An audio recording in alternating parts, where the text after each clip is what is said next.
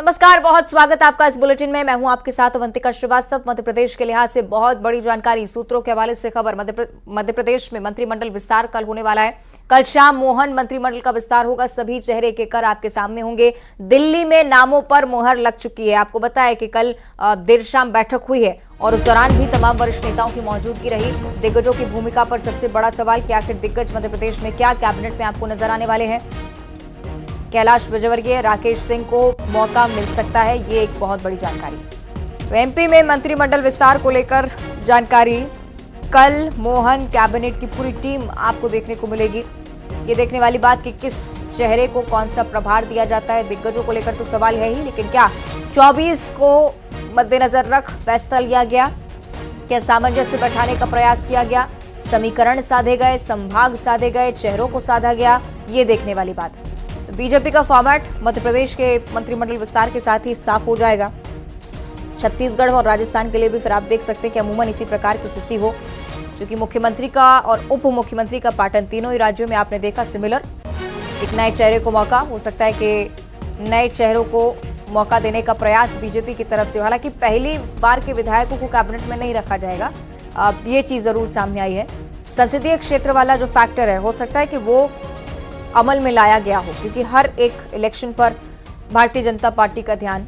24 एक बहुत बड़ी लड़ाई हर पार्टी के लिए अपने स्तर पर, और इसीलिए संसदीय क्षेत्र से लोगों को साधा जा सके तो वहां से भी चेहरे कैबिनेट में शामिल हो सकते हैं। कैलाश विजयवर्गीय, राकेश सिंह जैसे दिग्गज नेताओं को लेकर सवाल चलते आ रहे थे। एक बहुत बड़े बड़े पद संभाल चुके हैं सभी व्यक्ति। क्या कैबिनेट में अब आपको नजर आने वाले हैं, ये देखने वाली बात। गृह मंत्री किसे बनाया जाता है, ये भी देखने वाली बात, क्योंकि मुख्यमंत्री तो नए हैं, हो सकता है कि उनके सुझावों पर भी अमल किया गया हो, क्योंकि वही हैं जिन्हें पूरी कैबिनेट के साथ, पूरी टीम के साथ 5 सालों तक काम करना है।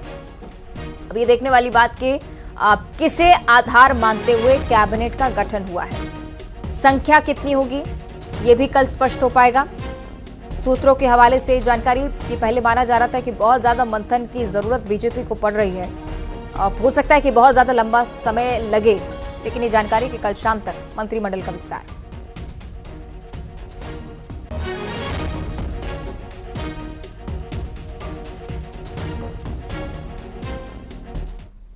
और थोड़ी ही देर में मध्य प्रदेश विधानसभा का विशेष सत्र शुरू होने वाला है। शुरुआत में दिवंगतों को श्रद्धांजलि के साथ ही सेशन का आगाज होगा। नवनिर्वाचित सदस्यों की सूची पटल पर रखी जाएगी और नवनिर्वाचित विधायक शपथ लेते हुए आपको नजर आएंगे। प्रोटेम स्पीकर विधानसभा सदस्यों को शपथ दिलाते हुए आपको नजर आने वाले हैं। आज और कल विधानसभा सदस्यों की शपथ होनी है। तीसरे दिन विधानसभा अध्यक्ष निर्वाचन और राज्यपाल का अभिभाषण होगा। ये सत्र की रूपरेखा है जो कि मध्य प्रदेश के लिए स्पष्ट हुई है। प्रोटेम स्पीकर के तौर पर गोपाल भार्गव आपको नजर आएंगे, जो कि अलग अलग नवनिर्वाचित विधायकों को मुख्यमंत्री सहित शपथ दिलाने वाले हैं। तो आज की तस्वीर बहुत खास हो जाएगी। दिवंगतों को श्रद्धांजलि अर्पित करना, जो कि हर साल ही आप देखते हैं, हर बार ही सेशन की शुरुआत इस तरह से। और ये गोपाल भार्गव को आप विधानसभा पहुंच चुके हैं, बातचीत करने का प्रयास हो चुके हैं। थोड़ी ही देर में सेशन का आगाज, और उससे पहले प्रोटेम स्पीकर गोपाल भार्गव, जिन्हें आप फिलहाल देख रहे हैं। लाइव तस्वीरें आपको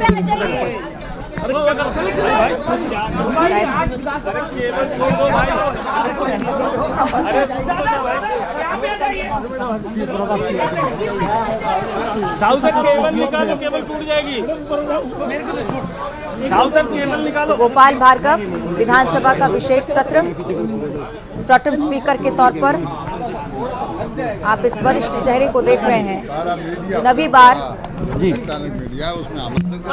प्रतिनिधि के तौर पर आपको नजर आता है।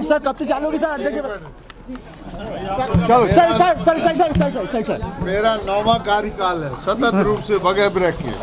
इसलिए मैं मिंटो हाल में भी मैं लंबे समय बैठा, जब वहाँ विधानसभा लगती थी।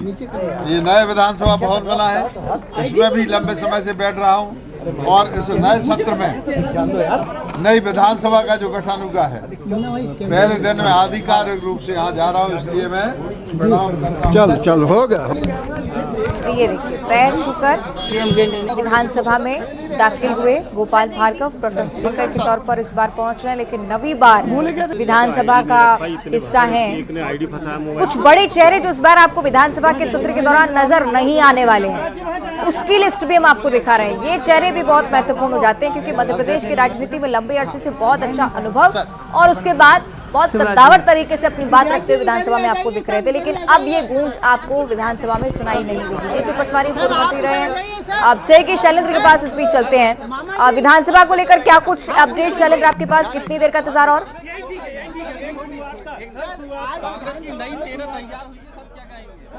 यहाँ पे जो अरे चुप तो रहो भाई मीडिया के मित्रों। सबसे पहले मैं सभी निर्वाचित विधायक मित्रों को बधाई। ऐसे नहीं होता है, वहाँ करना। तो शिवराज सिंह चौहान को आप सुन रहे थे, हालांकि कुछ कहा नहीं उन्होंने। शैलेंद्र हमारे साथ लगातार जुड़े हुए हैं। शैलेंद्र बताइएगा, क्या कुछ देख पा रहे हैं वहां? हाँ, देखिए बिल्कुल विधानसभा का सत्र शुरू हो चुका है और प्रोटेम स्पीकर गोपाल भार्गव आसंदी पर आ चुके हैं और अब यहाँ पर सभी जितने भी चुने हुए निर्वाचित विधायक हैं उन सभी को बारी बारी से शपथ दिलाई जाएगी। तो सभी विधायक यहाँ पर शपथ लेंगे और उसके बाद जो भी संसदीय कार्रवाई है विधिवत, ये विधायक निर्वाचित हो चुके हैं और इनको इनका जो प्रमाण पत्र है कि विधानसभा के विधिवत सदस्य हो चुके हैं वो सारा आज हो जाएगा। तो आज सभी की शपथ के साथ ही ये कर्तव्य निष्ठा की जो शपथ लेंगे, उसके साथ ही सभी विधायक एक सामूहिक रूप से सब यहां पर मौजूद हैं और अब विधानसभा की कार्रवाई शुरू हो चुकी है। तमाम बड़े चेहरे जिन्हें अब विधानसभा में नहीं देखेंगे शैलेंद्र, कौन कौन से वो चेहरे होंगे जो इस बार विधानसभा से गायब नजर आने वाले हैं, क्योंकि उस पर भी चर्चा बहुत जरूरी है आज। देखिए अगर चेहरों की बात की जाए तो सबसे बड़ा चेहरा है जो गृह मंत्री थे नरोत्तम मिश्रा, आज वो इस सदन में नजर नहीं आएंगे, तो ये सबसे बड़ा नाम है। इसके अलावा जो कांग्रेस के प्रदेश अध्यक्ष बने जीतू पटवारी, वो भी हार चुके चुनाव, तो वो भी सदन में नहीं दिखेंगे। मंत्री एक अरविंद भदौरिया, रामखिलावन पटेल, कई ऐसे बड़े चेहरे जो लगातार सदन में दिखते आते थे। इस बार 12 मंत्री चुनाव हारे थे, तो ये सभी चेहरे भी इस बार चुनाव विधानसभा में नहीं नजर आएंगे। कांग्रेस के भी कई चेहरे से बाला बच्चन जैसे बड़े नेता वो नजर नहीं आएंगे। तो इस बार काफी बदला हुआ स्वरूप होगा यहाँ के विधानसभा के अंदर का नजारा। लेकिन इस बार कई पार्टी के ऐसे दिग्गज जरूर नजर आएंगे जो हमेशा केंद्र की राजनीति करते थे। बात करें तो प्रहलाद पटेल पहली बार विधानसभा में चुनाव जीत कर आए हैं, तो वो नजर आएंगे अब सदन में। बात करें तो कैलाश विजयवर्गीय लंबे समय बाद करीब 8 साल से वो मध्य प्रदेश की राजनीति से दूर ही बनाए हुए थे, अब वो नजर आएंगे।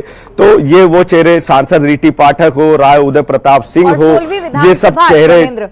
मुझे लगता है कि विकास के लिए तमाम जो अग्रसर रहे हैं, भले ही बड़े नेता हों, भले ही केंद्र में हों, लेकिन सभी विधानसभा में सबसे पहले वंदना करते हुए ही आगे बढ़ रहे हैं। मुझे लगता है कि एक नया स्वरूप भी मध्य प्रदेश को देने का प्रयास इन तमाम चेहरों की तरफ से होगा। सिलसिलेवार कार्यक्रम जरा समझाइएगा, क्या कुछ होना है? पहले शपथ ग्रहण समारोह, उसके बाद क्या प्रोसीजर रहता है शैलेंद्र? देखिए बिल्कुल आज केवल ये जो प्रक्रिया है, आज एक तरह से विधिवत नई विधानसभा का जो 16वीं उसका गठन हो चुका है। अब उसका जो कामकाज है शुरू होता है। तो आज के दिन सबसे महत्वपूर्ण सिर्फ प्रोटेम स्पीकर जो है गोपाल भार्गव, वो विधायकों को शपथ दिलाएंगे, क्योंकि 230 निर्वाचित विधायक हैं। तो आज की गतिविधि सारी जो इस शपथ ग्रहण जो है सबको शपथ देना उसी पर निर्भर है। और उसके बाद जो प्रक्रिया शुरू होगी तो वो 2 दिन बाद जो बुधवार होगा उस दिन मध्य प्रदेश को नया स्पीकर, अभी आज और कल 2 दिन पूरी विधायकों की शपथ चलेगी। सब विधायक निर्वाचित शपथ लेने के बाद अपनी जो भी प्रक्रियाएं हैं, कानूनी प्रक्रिया, विधानसभा में आने की आमद देंगे, वो सारी चीज 2 दिन चलेगी। और बुधवार को फिर नए जो स्पीकर हैं उसका एक तरह से मतदान की नौबत नहीं आएगी, क्योंकि भाजपा प्रचंड बहुमत में है।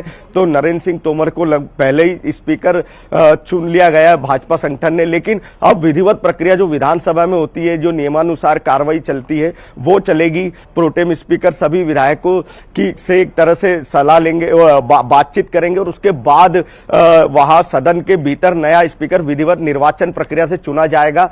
तो वहां वोटिंग की नौबत आना नहीं है, ये साफ है। तो नए स्पीकर नरेंद्र सिंह तोमर होंगे जो कि बुधवार को। तो ये इस बार का 3 दिन का सत्र पूरी तरीके से नए विधायकों की शपथ पर ही केंद्रित रहेगा। सवाल इस पर भी कि जो घोषणाएं बीजेपी की तरफ से हुई हैं, क्या उनके पूरे होने की कोई उम्मीद इस बार सत्र में? हाँ, देखिए अभी इस सत्र में ना तो कोई अनुपूरक बजट लिया जा रहा है, इस तरह का कोई अनुपूरक बजट का प्रस्ताव भी नहीं है। तो हम ये मान सकते हैं कि ये एक छोटा सा सत्र है। ये विशेष सत्र केवल निर्वाचन और शपथ और नए स्पीकर की बहाली का है, उन्हें नियुक्त करने का। अब इसके बाद अगला ऐसा माना जा रहा है कि फरवरी में एक बड़ा सत्र होगा 3 से 4 दिन का, जिसमें भाजपा जो मोहन यादव कैबिनेट है वो सारे फैसले उसके पहले लेगी कि कितना बजट अनुपूरक बजट लाना है। तो अनुपूरक बजट के लिए एक अलग से सत्र होगा और वो सत्र इसलिए भी महत्वपूर्ण होगा क्योंकि उसके बाद लोकसभा चुनाव की आचार संहिता लगनी है। तो फरवरी में जो सत्र होगा वही सबसे महत्वपूर्ण सत्र इस हिसाब से होगा कि उसमें जितनी योजनाओं के लिए पैसा जुटाना है, जितनी योजनाओं को आगे बढ़ाना है, लाडली बहना योजना हो, महिलाओं पर केंद्रित योजना हो, राज्य की वित्त की हालत भी अभी बड़ी नाजुक है। तो वित्तीय योजनाओं को किस तरह बढ़ाना है, मैनेजमेंट करना है, उन सबका किस तरह से सारी योजनाएं चल सके, लोकसभा चुनाव में भी किसी तरह की कोई अड़चन ना आए। तो ये सारी प्रक्रिया के लिए एक नया सत्र फरवरी में होगा। तो अभी का जो सत्र है वो बड़ा छोटा और सीमित सत्र है और ये केवल निर्वाचन और शपथ तक ही सीमित है। इसके बाद की अगला सत्र सबसे बड़ा महत्वपूर्ण रहेगा। और खास ये भी है कि विपक्ष में भी तमाम ऐसे नए चेहरे देखने को मिलेंगे। अगर आप नेता प्रतिपक्ष की बात करें तो आप कमलनाथ को नहीं देखेंगे। उमंग सिंघार की मौजूदगी में विपक्ष अपने तमाम मुद्दों को उठाने वाला है। भले ही अगले सत्र में आप इसका इन्फ्लुएंस देखें, लेकिन उससे पहले ये तस्वीर बहुत खास हो जाती है क्योंकि कई ऐसे चेहरे हैं जो कि शायद पहली बार विधानसभा पहुंच रहे हो। शैलेंद्र जी बिल्कुल, देखिए इस बार बहुत ही चौंकाने वाला करीब इस दोनों पार्टियों की अगर बात करें तो करीब 80 से ज्यादा ऐसे चेहरे हैं जो बिल्कुल नए विधायक हैं। तो दोनों ही तरफ के जो पहली बार के विधायक हैं वो सब इस सदन में देखने को मिलेंगे। इसके अलावा एक और महत्वपूर्ण बात है कि अगर हम जहाँ न केवल अगर सरकार के मुखिया की बात करें तो सीएम मोहन यादव खुद बिल्कुल अभी तक मंत्री रहे लेकिन मुख्यमंत्री के रूप में आएंगे। करीब ये पूरे 16 साल के बाद इस तरह का सीएम का चेहरा बदला है, कुर्सियां बदली है। तो मोहन यादव के अलावा उनकी कैबिनेट का गठन तो अभी नहीं हुआ, लेकिन माना जा रहा है कि कल जो उनका गठन हो जाएगा तो वो चेहरे भी सत्र में मंत्री के रूप में भी कई नए चेहरे नजर आएंगे और पुराने कद्दावर चेहरे भी नजर आएंगे।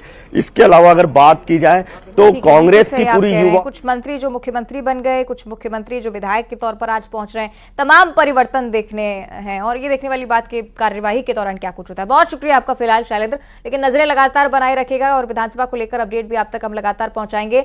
फिलहाल बात नेता प्रतिपक्ष उमंग सिंघार की, जिन्होंने कहा है कि हार के बाद कांग्रेस का हौसला कम नहीं हुआ है, सभी कार्यकर्ताओं का हौसला बढ़ाने का काम वो कर रहे हैं और यह भी कहा है कि सभी मिलकर मजबूती से आने वाले लोकसभा चुनाव लड़ेंगे। जब 38 विधायक थे तब भी मजबूती से लड़ा, तब भी मजबूती से काम किया और अब 66 विधायक हैं। विधायक दल की बैठक पर सिंघार ने भी अपना बयान दिया है। क्या कुछ उन्होंने कहा है सीधे सुनाएंगे आपको।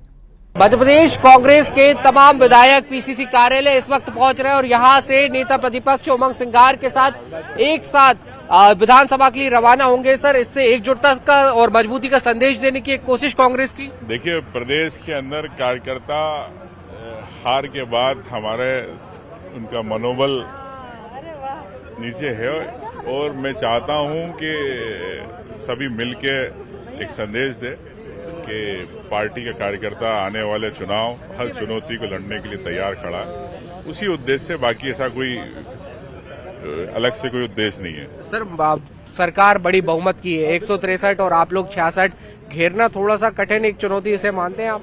देखिए, मुझे अच्छी तरह याद है कि जब 38 विधायक थे तो जब भी हमारी परम श्रद्धेय जमुना देवी जी थी और अब तो 66 विधायक है और इतने हजारों कार्यकर्ता है, सब बिल्कुल तैयार है घेरने के लिए। सर आज रात में आपने विधायक दल की बैठक भी बुलाई है, क्या उसमें रणनीति बनाएंगे? स्वाभाविक की जो प्रदेश के ज्वलंत मुद्दे हैं उन ज्वलंत मुद्दों पर चर्चा की जाएगी। जिस प्रकार से किसानों को खाद नहीं मिल रहा, बिजली नहीं मिल रही 12 घंटे, ऐसे कई मुद्दे हैं।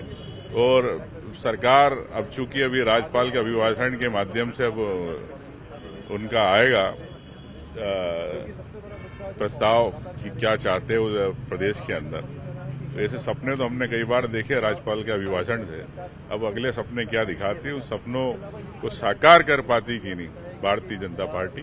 और अभी तो संकल्प पत्र से इनकी लाडली बहना ही गायब है, तो लाडली बहना को 5 साल या 3,000 रुपए देंगे।